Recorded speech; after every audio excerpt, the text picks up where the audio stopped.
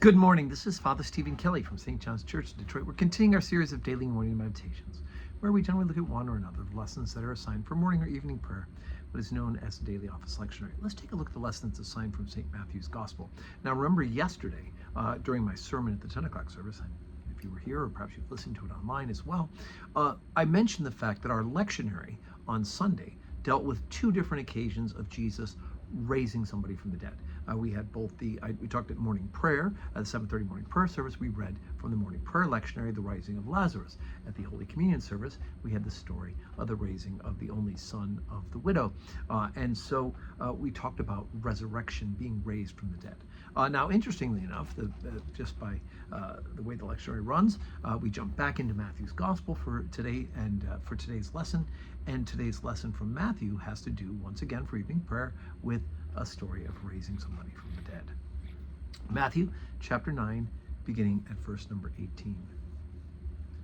While he spake these things unto them, behold, there came a certain ruler and worshipped him, saying, My daughter is even now dead, but come and lay thy hand upon her, and she shall live. And Jesus arose and followed him, and so did his disciples.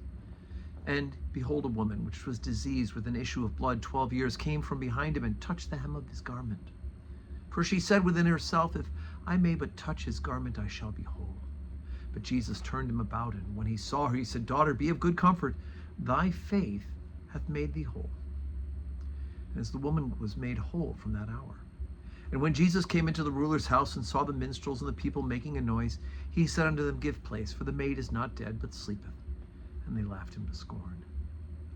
But when the people were put forth, he went in and took her by the hand, and the maid arose. And the fame hereof went abroad into all the land. And when Jesus departed thence, two blind men followed him, crying and saying, Thou son of David, have mercy on us. And when he was come into the house, the blind men came to him, and Jesus saith unto them, Believe ye that I am able to do this? And they said unto him, Yea, Lord. And he touched their eyes, saying, According to your faith be it unto you. And their eyes were opened, and Jesus straitly charged them, saying, See that no man know it. But they, when they were departed, spread abroad his fame in all the country. And they went out, and behold, they brought unto him a dumb man possessed with a devil. And the devil was cast out, and the dumb spake, and the multitudes marveled, saying, It has never been seen in Israel. But the Pharisees said, He casteth out devils through the prince of devils. Jesus went about in the cities and villages, teaching in their synagogues and preaching the gospel of the kingdom and healing every sickness and every disease among the people. All right, so bits and pieces of this, you're thinking, wait, I thought the story went this way, or I thought there was more to it. And of course, what you're thinking is of the dialogue for these miracle stories that are in the other gospel lessons, right? So we have some more or less words said by Jesus as the accounts are written down by the other gospel writers. That's why we have the four gospels. But the fact is, you have this Jesus heals the woman who touches the hem of his garment. He doesn't even ask her why. He just says, Your faith has made you well. He heals the daughter because of the faith of the father, believing that he could do it. He heals the blind man, right? Because the two blind men, he asks if they have their faith. They have the faith that he can do it, and he does it.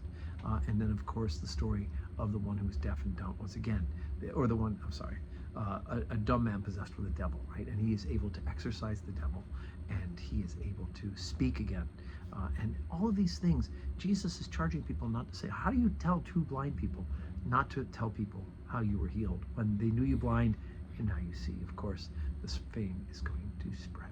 But of course, this little section, this little pericope, this teaching in Matthew's Gospel is about healing because people have faith that Jesus can do it. And we are called to the same faithfulness. So today's Monday, 12:15 Holy Communion, 4 o'clock evening prayer. Hope you can join us in person or else join us on this live stream. And may God grant you a Monday full of blessings.